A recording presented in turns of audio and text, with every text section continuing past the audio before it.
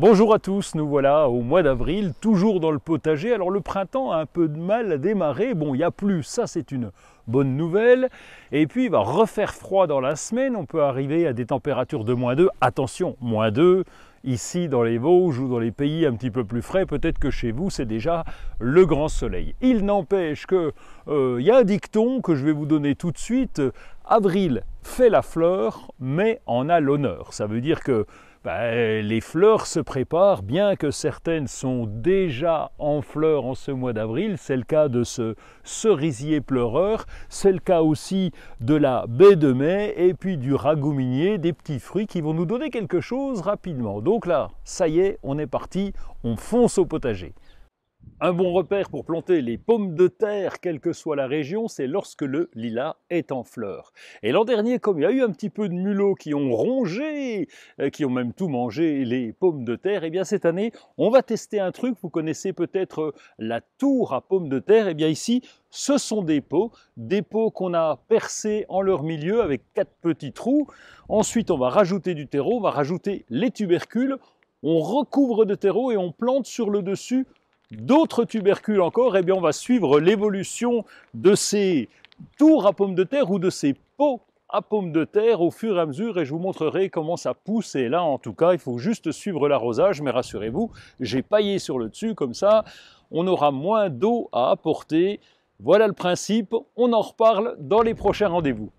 Dans mon carré potager, j'ai installé Allium ampeloprazome. C'est un nom compliqué pour vous dire qu'il s'agit du poireau perpétuel. Il s'agit d'un poireau vivace qui est beaucoup plus fin, beaucoup plus petit que le poireau traditionnel.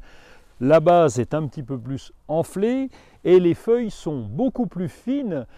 Par contre, elles ont énormément de goût. Et ce n'est pas la seule plante qu'on va installer comme légume perpétuel, il y en a d'autres.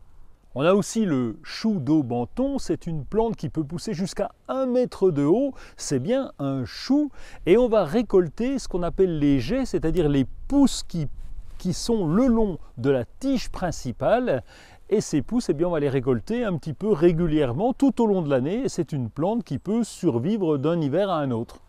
On a aussi la cive, qu'on appelle aussi la ciboule. Alors là, c'est une grande plante, plus grande que la ciboulette, avec des tiges rondes qui sont beaucoup plus grosses. On peut la consommer crue ou cuite. Son goût est proche de l'ail, mais en beaucoup plus doux.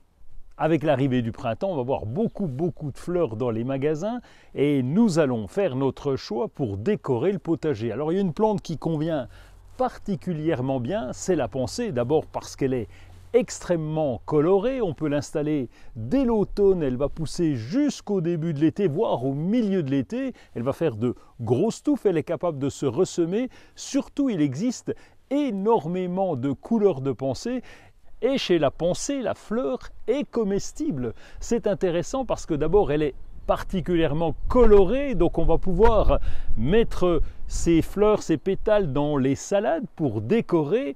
On va pouvoir l'utiliser en sirop, on va également la prendre pour des desserts et on peut aussi la mettre dans des glaçons. C'est très joli. Quand on fait un glaçon, eh bien, on laisse emprisonner les pétales dedans, c'est très joli.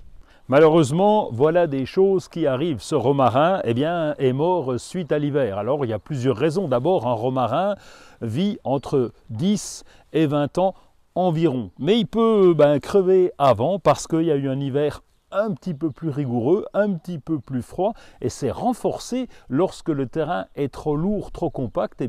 Nos romarins peuvent disparaître. Pour éviter ça, on peut faire des boutures. Là, c'est très simple. On va couper, en ce moment, c'est le bon moment, on va couper des pousses de 10 cm sur un jeune romarin. On va les installer dans un petit godet avec du terreau pour semis ou un bon terreau bien léger. On peut les mettre en mini-serre, c'est bien aussi, en les arrosant régulièrement. L'important, c'est qu'ils soient bien au chaud, et puis progressivement ces petites boutures vont s'enraciner et on pourra les mettre en place par la suite, là où vous le souhaitez, dans le jardin pour remplacer nos vieux romarins. Les framboisiers ont été taillés, ça on l'a déjà vu, et ensuite l'idéal c'est de pailler. Pourquoi? Tout simplement parce qu'il peut y avoir des problèmes d'arrosage qui arriveront dans le courant de l'été, donc le paillage va permettre de maintenir l'eau en place. Et en même temps, eh bien, on va pouvoir limiter l'arrivée des herbes indésirables qui font concurrence à nos framboisiers. Si on veut une bonne production, c'est vrai que c'est important et de les tailler et de les pailler. Ici, c'est un paillage de bois, du copeau de bois qu'on va trouver assez facilement, soit dans les scieries, soit dans les magasins. Il suffit de l'étaler et d'en mettre environ 10 cm. Une bonne couche, c'est important pour bien protéger le sol.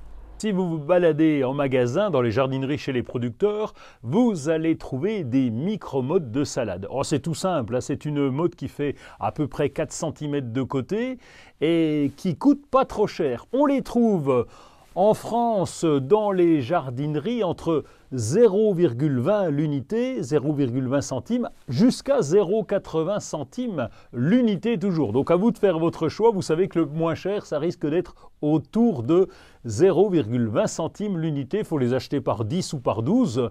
Alors ces plants, eh bien, on va en prendre soin parce que ce sont des petits bébés, ils sont très fragiles. On va donc les planter le plus vite possible en rentrant du magasin ou du producteur et on va suivre l'arrosage le plus régulièrement possible, surtout lorsqu'ils sont jeunes, de façon à faciliter leur reprise.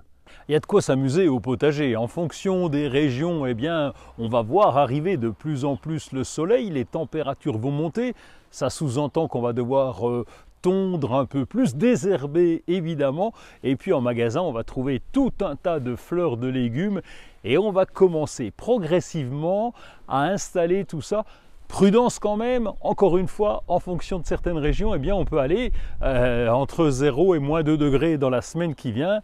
Bon, on verra ça. On en reparle en tout cas dans 15 jours pour savoir si tout a bien poussé.